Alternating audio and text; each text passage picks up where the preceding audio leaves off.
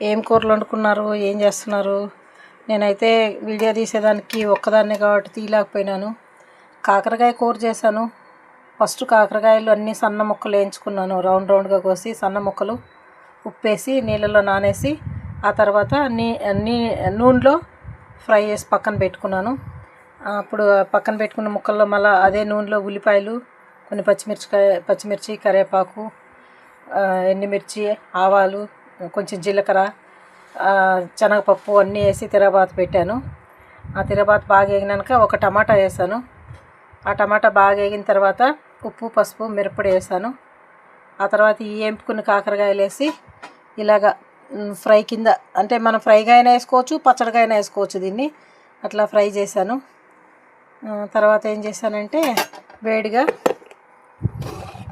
వేడిగా రైస్ చేసుకున్నాను. కాకరకాయ కూర, రైస్ అండి.